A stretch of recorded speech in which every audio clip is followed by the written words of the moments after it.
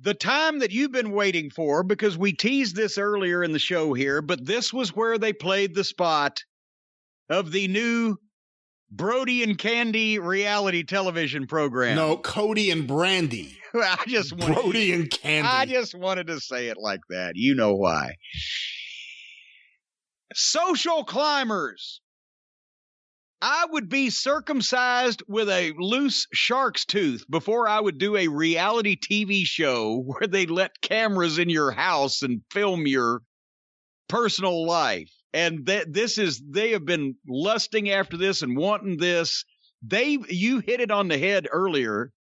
Apparently they don't care about wrestling now. They think they're going to be regular old celebrities, regular celebrities, not just because they're celebrities because they're in something that they do semi-well, or in Cody's case. They're just going to be celebrities on TV because that's what everybody's goal in life to be is now.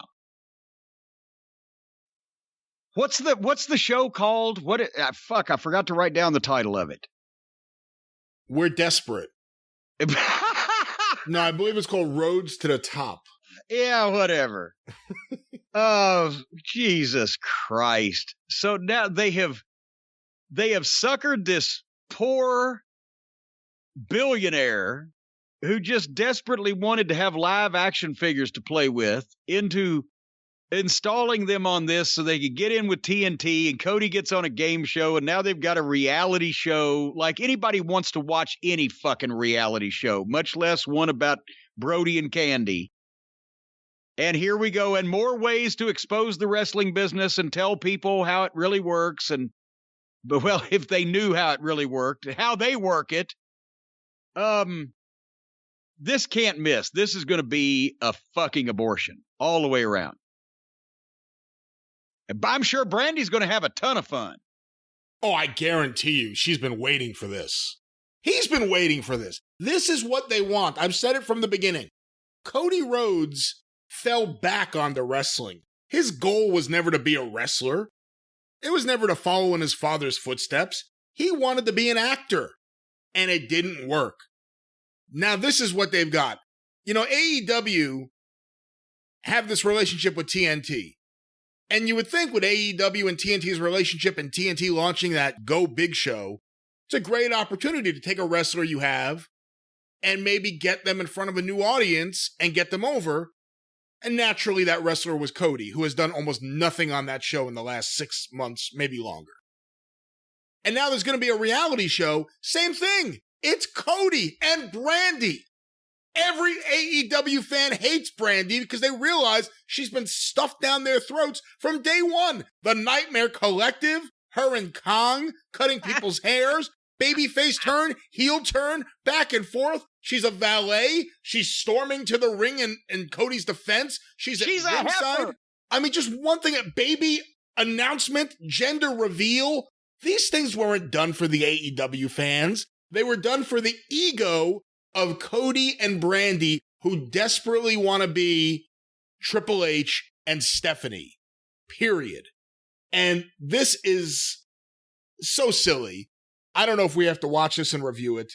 No, we don't. No, I'm making up any kind of rule I need to make up about reality television programs. But this is what they wanted. It's, whatever, the Spencer Pratt and his girlfriend of fucking AEW. Who?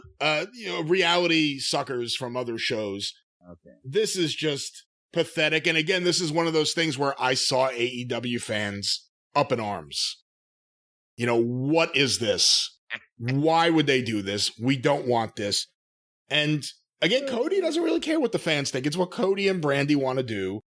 They are in Atlanta. I wonder how many episodes before DDP shows up to start doing an infomercial for his Wait a minute, show. Bada boom, bada bing. DDP, the founder and operator and manipulator of DDPY, which is what? Not yoga, because it ain't just fucking yoga or whatever. Yeah, I guarantee he'll show up on that show wearing a DDP yoga shirt within like the first 6 episodes. He can't do the whole cameo promo because it's only going to be a 30-minute show. I think, look, Cody at times has done stuff right, and you can't take anything I was away. a huge fan. He was the only one I had any faith in when this thing started. And that came crashing down after a number of months. You can't take anything away from him putting his body on the line, from blading to mishaps like the chair and when he dove onto the ramp and he did the moonsault off the top of the cage. But this show and so much of what Cody and Brandi have been in AEW is tone deaf. It's tone deaf to their audience and what people really want. It's not about what wrestling fans want. It's about what Cody and Brandi want. And this is why, I don't know. I'll give it maybe, I've been pretty good with my AEW bets with my friends. Tony Khan being an on-air character. I still have another, I think, several months before he has to start sleeping with one of the on-air performers. Cheerleaders count. Jaguar cheerleaders count. I was thinking about doing one about him going to rehab within a couple of years, but I don't know if we'll do that. But I'll bet you we're a year to 18 months away from all of the legitimate problems between the executive vice presidents coming out and being open warfare, where all of a sudden, let's just say Omega and the Bucks say, what the hell is Cody doing? There's a complete disconnect. And we'll see. I think we're going to have internal warfare within 18 months. Well, hopefully it'll be more exciting than the rest of the program. Maybe they'll televise that. What do you think? I'm saying that they're tone deaf. What do you think, looking at this show and this commercial and the way Cody has been used and the way Brandi has been used on this show? What are your thoughts? I think that Cody is already looking past wrestling and wants to be a celebrity. And I think that wrestling has already looked past Brandi and she doesn't give a shit. She just wants to be on TV. And Brandi. So, yeah. I mean, let's face it. Brandi was a limited wrestler at best, and nobody is encouraging her to do more of it. So how else is she going to be on TV and be a star? But I'm like you, these people have few similarities. They got stuck in the Bullet Club thing, which led to the Elite, which led to them temporarily getting over with a niche audience, which led to them getting this deal. But that doesn't mean they can work together or think the same way or like each other. They like all their friends, but all their friends are not necessarily all the people in the Bullet Club or whatever. I'm wondering speaking of friends, why do Nyla Rose nor Vicky Guerrero have no friends? Apparently. Why can't Nyla Rose win a match? I was about to say, they got no friends. They want to bury these two.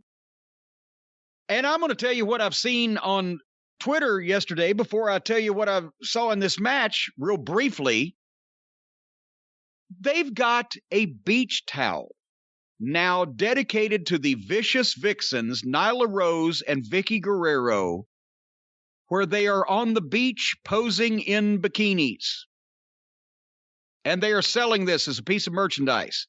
Now, besides the fact that they have botched Nyla Rose completely since the start, Nyla Rose could have been the monster heel center of the AEW Women's Wheel, but that opportunity was lost a long time ago when they beat her constantly, booked her like an idiot, and had her sell for all of Olivier's fetish objects. And Vicky Guerrero has a name, obviously, from WWE television. She was featured prominently. And all she's done is come out, cut a few short pre-tape promos, and stand in a corner like every other legend they turn into a manager. And don't let them do any of the manager things that managers do. And now they think that of everybody on their women's roster, the way to market Nyla Rose, the 200 and some odd pound Native American beast, and Vicky Guerrero, not to even insult this nice lady, but why put a 50-something-year-old woman in a bikini, and they're the two they were going to sell bikini towels of? What the fuck? So in this match, Nyla Rose against Ty Conti, who is now babyface, and she's in the Dark Order. And I mean, I was running late because I knew what was going to happen. I said, Nyla Rose is going to do a job and there's going to be an afterbirth. Guess what? Ty Conti hit some very awkward knees and a DDT and beat Nyla Rose 1, 2, 3. And then they had an afterbirth. And the Beast took over on the 100-pound blonde cheerleader that just kicked her ass and went for a power bomb, but had to wait because Shida was late. Shida comes out and beats Rose's ass. And then here comes the Bunny for some reason. There's a tag team match next week. That's the reason. That's the booking reason. But there's no reason in storyline why Bunny should have just run out and grabbed a kendo stick and just wailed the shit out of everybody. So Bunny, the most unintimidating physical specimen of the bunch of these, just came out and just fucking laid waste to everybody. And then... Well, she's having a rough night. QT's wife showed up. Well, that's true.